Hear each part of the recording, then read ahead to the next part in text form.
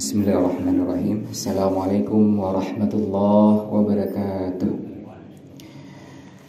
Alhamdulillahirabbil alamin wa bihi nasta'in ala umuri dunya waddin. Asyhadu an la ilaha illallah wahdahu la syarikalah wa asyhadu anna Muhammadan abduhu wa rasuluhu sallallahu alaihi wasallam la nabiyya ba'da. Amma ba'du.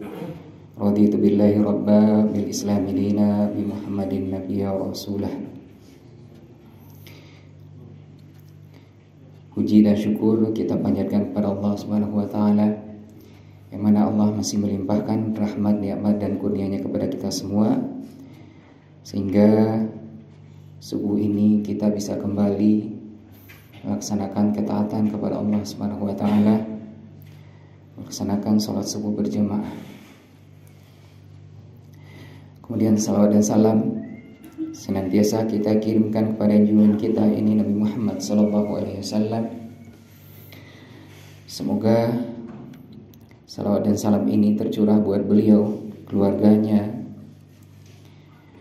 sahabat-sahabatnya, tabi'in, tabi'in, kemudian seluruh umatnya, termasuk kita hingga akhir zaman.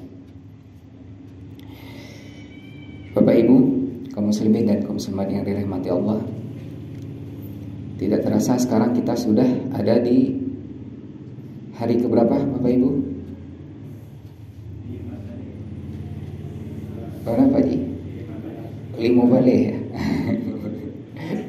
Udah di 15, hari ke-15. Sudah setengah Ramadan kita lewati. Dan kita berdoa ke Allah, kepada Allah Subhanahu wa taala, semoga Allah menerima semua ibadah kita yang sudah kita laksanakan di 15 hari ini. Semoga Allah juga mengampuni dosa kita, sehingga akhir Ramadan nanti kita berada dalam keadaan hamba yang diampuni, dihapuskan dosanya. Bapak Ibu, kaum muslimin dan kaum muslimat yang dirahmati Allah, pagi ini kita akan membahas tentang sifat atau karakter yang harus dimiliki oleh seorang mukmin.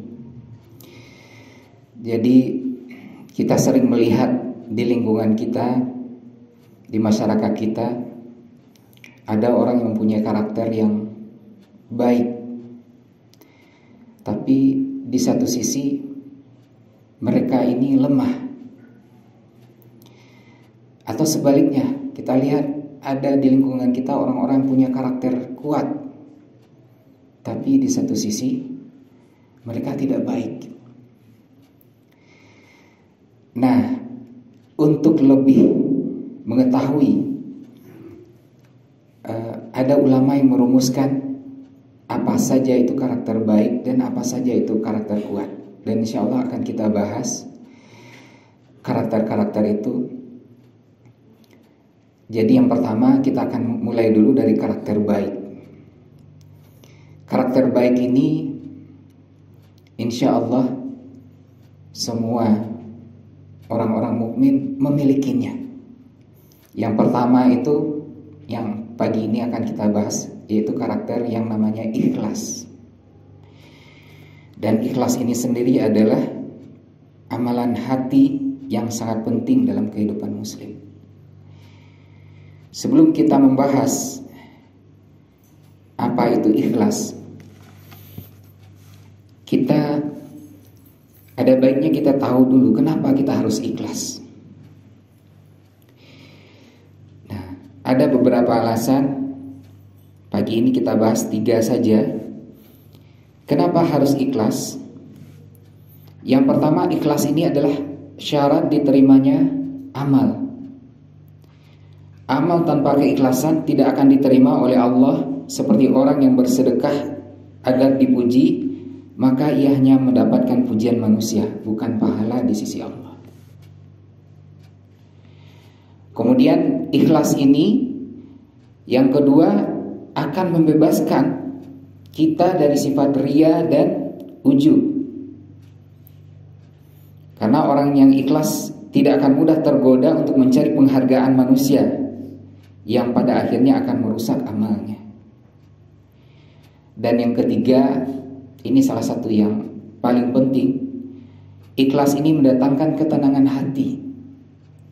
Karena orang yang ikhlas tidak peduli dengan pujian atau celaan manusia, karena ia hanya mengharapkan ridha Allah Subhanahu wa taala. Kemudian ikhlas ini memiliki beberapa keutamaan. Di antaranya dalam Al-Qur'an, iblis sendiri stres mengakui bahwa dia tidak bisa menyesatkan orang-orang yang ikhlas. Atau dalam bahasa Al-Qur'annya mukhlas. Mukhlas ini kalau dari sisi derajatnya ini adalah derajat ikhlas yang paling tinggi.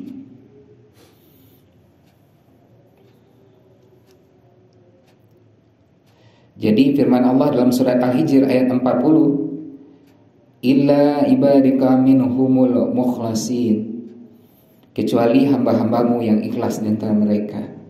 Jadi hamba-hamba yang ikhlas ini tidak bisa digoda oleh iblis. Kemudian keuntungan ikhlas, keutamaan ikhlas yang lainnya, mendapatkan pahala besar di akhirat. Nabi Muhammad SAW bersabda, barang siapa yang beramal karena Allah dengan ikhlas, maka Allah akan membalasnya dengan balasan yang lebih baik. Hadis riwayat Muslim. Jadi balasan dari Allah itu luar biasa.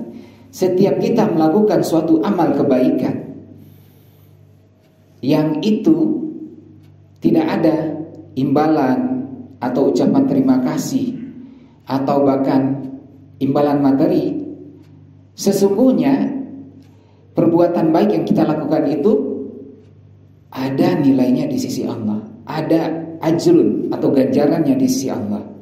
Dan ganjarannya itu jauh lebih baik, jauh lebih dahsyat daripada balasan yang diberikan oleh manusia. Dan yang paling dicintai itu adalah seorang hamba itu adalah orang yang ikhlas ini dikasihani oleh Allah dan makhluknya. Jadi orang yang ikhlas ini tidak memerlukan perhatian, karena Allah dan makhluk Allah akan mencintainya. Nah, setelah kita mengetahui tentang ikhlas ini, selanjutnya barulah kita mencoba memahami apa makna ikhlas itu sendiri. Mungkin selama ini ada pemahaman kita yang kurang tepat terkait dengan ikhlas, maka kita kembali untuk memperbaikinya. Jadi ikhlas ini adalah mengerjakan suatu amal semata-mata karena Allah Subhanahu wa taala. Jadi suatu amal semata-mata hanya karena Allah Subhanahu wa taala, tanpa mengharapkan pujian atau balasan dari manusia. Dan amal ikhlas ini adalah amal yang murni, amal yang tidak tercampur dengan riya. Jadi riya ini adalah ingin dilihat orang lain, atau amal yang sum'ah, ingin didengar oleh orang lain. Nah, terkait ikhlas ini ada tips-tipsnya bagaimana agar kita bisa ikhlas. Tapi sebelum kita masuk ke caranya, kita belajar dulu dari kisah salah satu tabi'in. Tabi'in ini seorang ulama, seorang yang soleh, seorang yang ahli ilmu pada zamannya. Beliau adalah Zainal Abidin bin Husain bin Ali bin Abi Thalib. Jadi Zainal Abidin ini adalah cucu dari Ali bin Abi Thalib, atau cicit dari Rasulullah SAW. Suatu hari Zainal Abidin ini meninggal dunia. Orang yang soleh, seorang ulama meninggal dunia. Setelah beliau meninggal dunia, beberapa waktu setelah itu, masyarakat Madinah dikejutkan Karena sebelum beliau meninggal dunia itu, setiap malam itu ada orang yang menyimpan bahan makanan di depan pintu orang-orang du'afa di Madinah. Jadi orang-orang yang miskin di Madinah, setiap malam itu ada yang menyimpan bahan makanan, menyimpan roti, menyimpan gandum di karung-karung, dan itu ditaruh di depan rumah orang-orang du'afa di Madinah. Dan setelah Zainal Abidin ini meninggal, tidak ada lagi. Tidak ada lagi, kalau di kita mungkin sekarang paket sembako ya. Tidak ada lagi paket sembako yang ada di depan rumah-rumah itu.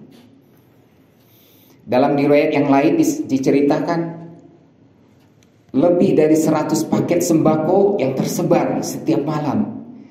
Dan kaum muslimin tidak mengetahui siapa yang menyimpannya. Dan ternyata setelah beliau meninggal tidak ada lagi kiriman itu. Di sanalah kaum muslimin mulai curiga. Apakah beliau selama ini yang mengirimkan? Dan saat jenazahnya dimandikan, sahabat yang memandikan menyaksikan, mengatakan, "Wahai cicit Rasulullah, apa yang kau lakukan?" Karena punggung dari Zainal Abidin ini menghitam seperti punggungnya kuli panggul. Ternyata setelah itu dicek ke tempat tinggalnya Zainal Abidin, ternyata beliau mempunyai gudang, dan di gudang itu ada paket-paket sembako yang sudah di packing ya, kalau istilah kita sekarang sudah dikarungi, yang siap untuk didistribusikan. Jadi amal-amal beliau yang luar biasa yang setiap malam beliau lakukan baru terbongkar setelah beliau wafat. Dan tidak ada kesempatan iblis mengganggu beliau, tidak ada kesempatan untuk rusaknya amal-amal beliau. Karena keikhlasannya dijaga oleh Allah Subhanahu wa taala. Dan kaitannya dengan kondisi kita kontemporer saat ini, ada salah satu pejabat publik yang beliau meninggal saat sholat sunat tahiyatul masjid dan saat mau menjadi khatib di salah satu masjid di kota Bandung. Dan beliau ini cerita daripada istrinya, orang-orang dekatnya mengatakan, "Bapak ini seorang yang setiap melakukan kegiatan sosial, amal baik beliau tidak mau dipublis.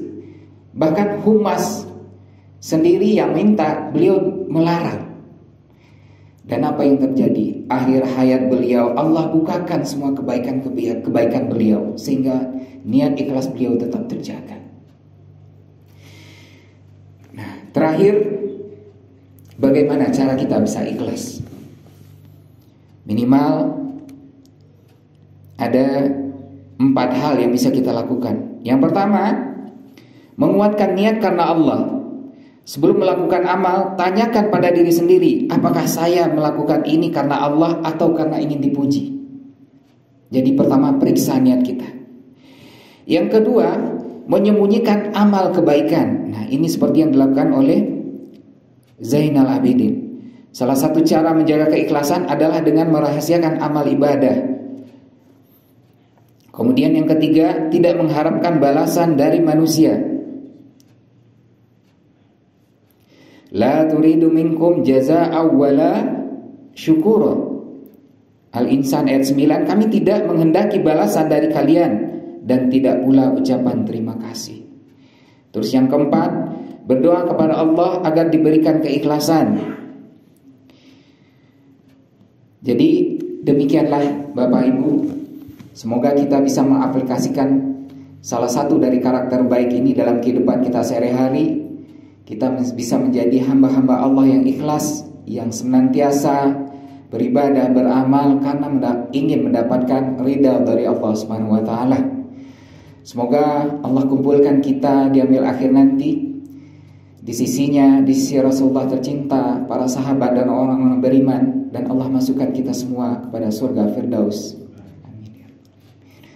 Semoga Allah ampunkan dosa-dosa kita, Allah terima semua ibadah kita, khususnya Allah terima Ramadan kita dan kita senantiasa bisa meluruskan niat. Demikian, afwa minkum wabillahi taufiq wal hidayah. Assalamualaikum warahmatullahi wabarakatuh.